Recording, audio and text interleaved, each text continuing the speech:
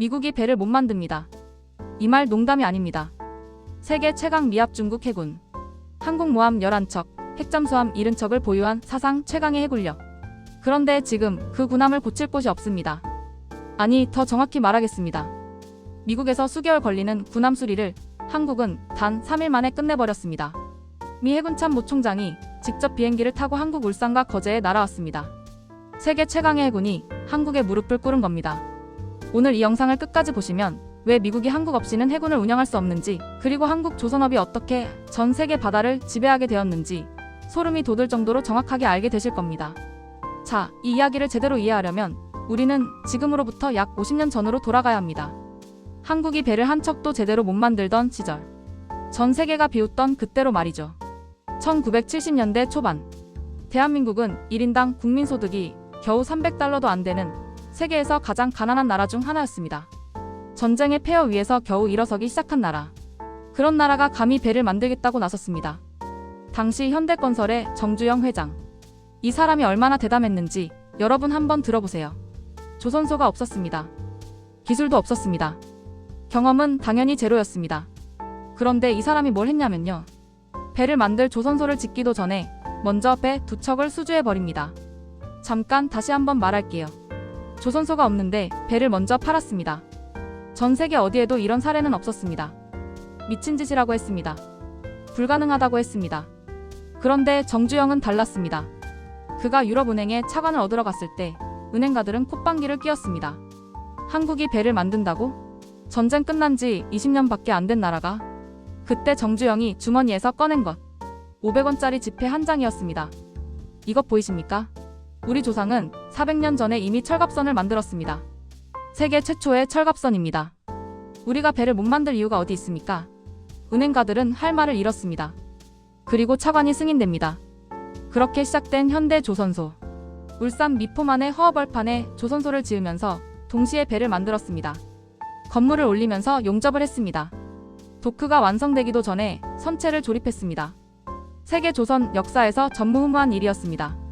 그리고 놀라운 일이 벌어집니다. 한국이 만든 첫 번째 대형 선박. 예전 공기보다 빨리 완성됩니다.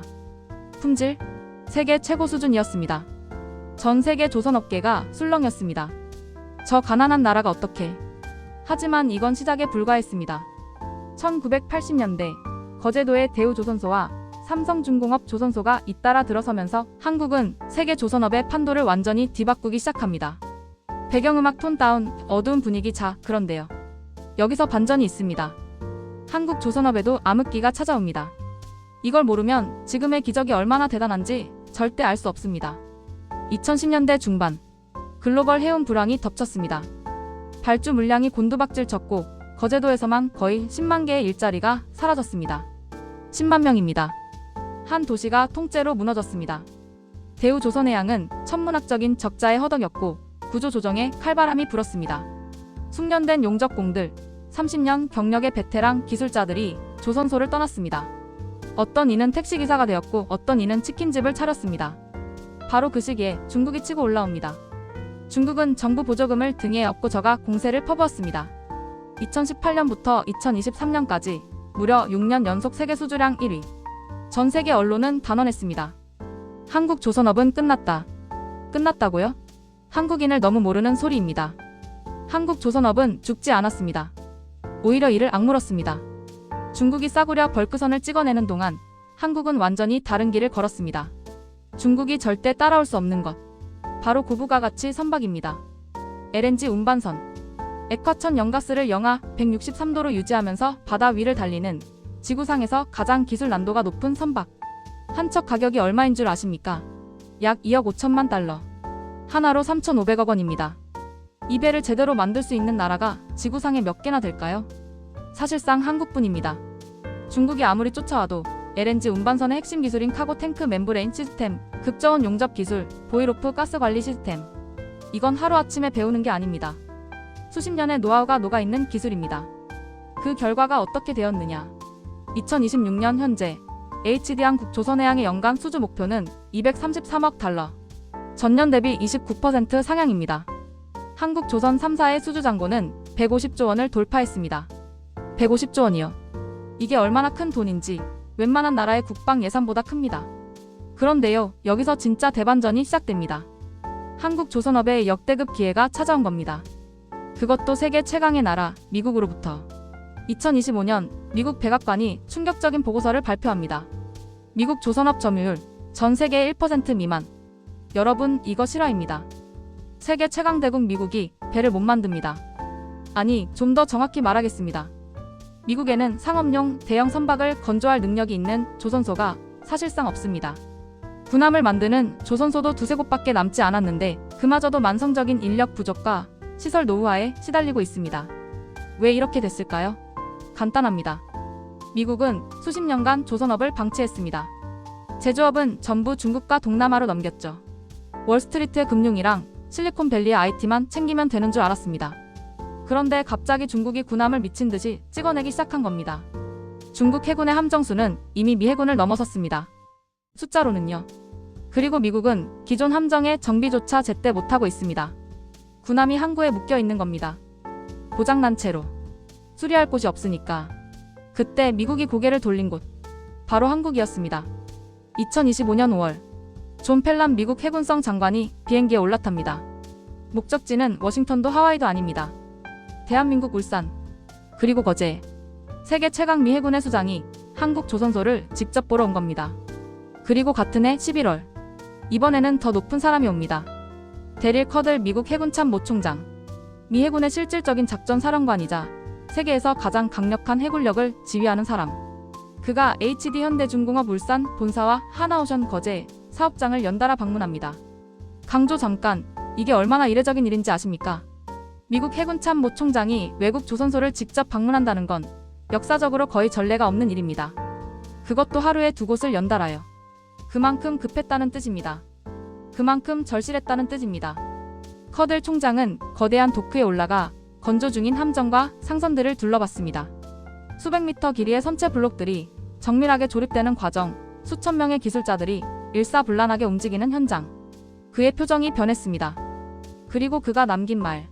한국 조선 산업이 미국의 함정 건조 역량을 끌어올리는데 핵심적 역할을 하게 될 것이다. 세계 최강 미 해군이 공식적으로 인정한 겁니다. 우리는 한국 없이는 안 된다. 그렇다면 미국은 한국에 정확히 뭘 맡기려는 걸까요? 여기서 핵심 키워드가 나옵니다. 바로 마스가 MASGA. Making American Shipbuilding Great AGAIN. 미국 조선업을 다시 위대하게 만들겠다는 프로젝트입니다. 이름에서 이미 느껴지죠? 트럼프 행정부의 야심찬 계획입니다. 그런데 아이러니하게도 미국 조선업을 다시 위대하게 만들려면 한국의 힘이 필요합니다. 미국은 2037년까지 해군 함정 400척을 새로 발주할 계획입니다. 그런데 자국 조선소만으로는 절대 불가능합니다. 미국의 조선소를 보면 충격을 받습니다. 시설은 낡았고 숙련 노동자는 떠났고 생산 효율은 바닥입니다. 반면 한국은요? 세계 최대 규모의 조선소 울산 HD 현대중공업. 연간 수십 척의 초대형 선박을 동시에 건조할 수 있는 능력. 최첨단 자동화 설비와 수십 년간 축적된 노하우. 차원이 다릅니다. 자, 여기서 소름 돋는 실화 하나 들려드리겠습니다. 미국이 한국에 처음 군함 수리를 맡겼을 때의 이야기입니다. 2024년 하나오션 거제 조선소에 미 해군 보급함 월리 7하호가 입항합니다. 1994년에 취역한 함정이니까 설령이 30년이 넘은 노후 함정입니다. 미국 본토에서는 이 배의 정비에 도대체 얼마나 걸렸을까요? 수개월입니다. 미국 조선소에서는 단순한 보수 작업에도 몇 달씩 걸립니다. 부품 조달이 안 돼서 인력이 부족해서 시설이 낡아서 미 해군 함정들이 항구에 줄줄이 묶여있는 이유입니다. 그런데 하나오션이 이걸 받아서 어떻게 했느냐? 6개월 만에 완벽하게 끝냈습니다. 그것도 미 해군이 요구한 모든 조건을 충족시키면서요. 여기서 끝이 아닙니다. 하나오션 기술자들이 정비 과정에서 미 해군도 몰랐던 추가 성능 개선 요소를 발견합니다. 그리고 솔루션까지 직접 제시합니다. 들으셨습니까? 미국 해군이 자기 배의 문제점을 몰랐는데 한국 기술자가 찾아낸 겁니다. 그리고 고치는 방법까지 알려준 겁니다. 미 해군 담당관들의 표정이 어땠을지 상상이 되십니까? 그리고 더 충격적인 이야기가 나옵니다. 미국에서 수개월 걸리는 특정 정비 작업을 한국에서는 단 3일 만에 끝내버린 사례가 보고됩니다. 3일이요. 수개월 대 3일. 이건 비교 자체가 불가능한 수준입니다. 이 소식이 미 해군 내부에 퍼지자 어떤 반응이 나왔을까요? 한국에 더 보내야 한다. 미 해군 내부에서 한국 정비 체계에 대한 요청이 폭주하기 시작합니다. 2025년 3월 하나오션에서 MRO를 마친 월리 시라오가 거제를 떠납니다. 한국 조선소에서 미 해군 함정이 정비를 받고 출항한 역사상 최초의 사례. 그리고 바로 뒤이어 하나오션은 미 해군 탄약 수송함에 이어 급유함 MRO 계약까지 추가로 수주합니다. 하나오션만이 아닙니다. HD 현대중공업은 미국 최대 방산 조선사 헌팅턴 잉걸스와 함정 동맹을 체결합니다. SK 오션 플랜트까지 미 해군 함정 정비 협약을 맺었습니다. 심지어 중소형 조선사인 HJ중공업까지 미 해군 정비 작업을 수주했는데요. 여기서 또 소름 돋는 팩트. HJ중공업이 미 해군 군함 정비를 맡았는데 단 한 달 만에 끝냈습니다. 미 해군이 깜짝 놀라서 바로 추가 작업을 맡겼습니다. 대형 조선사도 아닌 중소형 업체가 미 해군의 신뢰를 얻은 겁니다. 이건 한국 조선업 전체의 저력을 보여주는 증거입니다. 자, 이제 감동을 잠시 내려놓고 숫자로 이야기하겠습니다. 지금 한국 조선업이 얼마나 압도적인 위치에 있는지 냉정한 팩트로 보여드리겠습니다. 2026년 현재 한국 조선 3사의 수주잔고를 합하면 150조 원을 넘습니다. HD 한국 조선해양의 올해 수주 목표만 233억 달러, 하나로 약 33조 원입니다. 올해 들어 불과 한 달 반 만에 이미 19억 3천만 달러 규모를 수주했습니다. K-방산 4사의 올해 매출 전망이 48조 원인데요. 한국 조선업은 그걸 가볍게 뛰어넘습니다. LNG 운반선 한 척이 2억 5천만 달러, 약 3,500억 원입니다. HD 한국 조선해양이 올 1월에 LNG선 4척을 한 번에 수주한 금액이 1조 5천억 원입니다. 한 달에 1조 5천억이요. 그리고 핵심은 이겁니다. 미국이 한국에 열어준 시장의 규모. K-조선의 미국 관련 수주 잔액은 이미 1,000억 달러를 넘었습니다. 하나로 150조 원입니다. 미 해군 MRO 시장만 해도 24조 원 규모로 추산됩니다. 여기에 군함 건조까지 열리면요? 미 의회에서 동맹국 조선소에서 미 해군 함정 건조를 허용하는 법안이 발의된 상태입니다. 만약 이 법안이 통과되면 한국 조선업에 열리는 시장의 규모는 상상을 초월합니다. 미국은 2037년까지 400척의 군함을 발주할 계획이고 한 척당 수천억 원에서 수조 원에 달하는 대형 전투함도 포함되어 있습니다. 그리고 한 가지 더.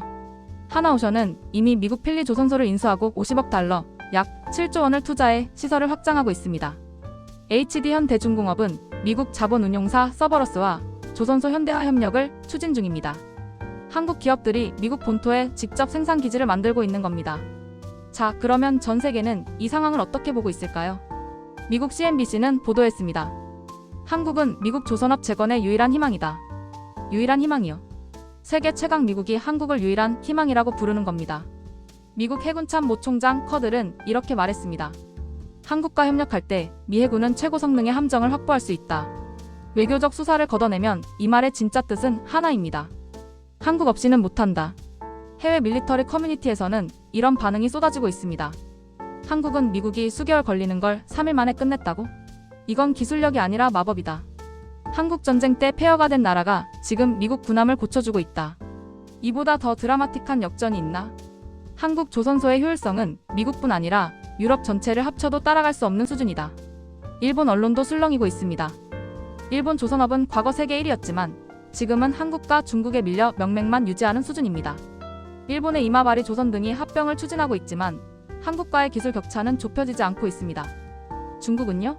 물량으로는 한국을 앞서고 있지만 고부가 가치 선종에서는 여전히 한국의 명함도 못 내밀고 있습니다. LNG선 핵심 기술을 가진 나라는 사실상 한국뿐이라는 게 업계의 중론입니다. 자, 이쯤에서 다시 한번 돌아봅시다. 50년 전 정주영 회장이 500원짜리 지폐를 꺼내들며 우리가 배를 못 만들 이유가 어디 있느냐고 외쳤던 그 순간 아무도 믿지 않았습니다. 전 세계가 비웃었습니다. 조선소도 없는 나라가 배를 만들겠다고? 기술도 없는 나라가 세계 시장에 도전하겠다고? 그런데 지금 2026년 대한민국 수주잔고 150조 원, 세계 고부가 가치 선박 시장 점유율 부동의 1위, 미국 해군참 모 총장이 직접 찾아와 한국이 핵심이라고 말하는 나라, 미국에서 수개월 걸리는 일을 단 3일 만에 끝내버리는 나라. 이건 그냥 경제 성장이 아닙니다. 전쟁의 폐허 위에서 맨손으로 일어선 사람들. 새벽부터 밤까지 용접 불꽃을 튀기며 이 악물고 일했던 울산과 거제의 노동자들. 2010년대 암흑기에 조선소를 떠나야 했던 사람들의 눈물. 그리고 다시 돌아와 세계 최고의 배를 만들어낸 장인들. 그들이 만든 것은 단순히 배가 아닙니다. 그들이 만든 것은 대체 불가능한 나라입니다. 세계 최강 미국이 고개를 숙이고 찾아올 수밖에 없는 이 지구상에서 유일무이한 존재. 우리는 강대국을 이긴 것이 아닙니다. 강대국이 함부로 할 수 없는, 반드시 필요로 하는 나라가 된 것입니다. 오늘날 우리가 안전한 바다 위에서 물건을 받고 에너지를 공급받고 평화를 누릴 수 있는 것. 그것은 대한민국 조선인들의 피와 땀과 눈물로 만들어진 위대한 유산입니다. 50년 전 허허벌판에 첫 삽을 뜨던 그날의 꿈이 오늘 전 세계 바다를 한국이 지배하는 현실이 되었습니다. 이 자랑스러운 대한민국의 이야기, 여러분의 댓글과 좋아요로 응원해주세요. 구독과 알림 설정까지 해주시면 더 강력한 국뽕 영상으로 다시 찾아오겠습니다. 대한민국 자랑스럽습니다. 감사합니다.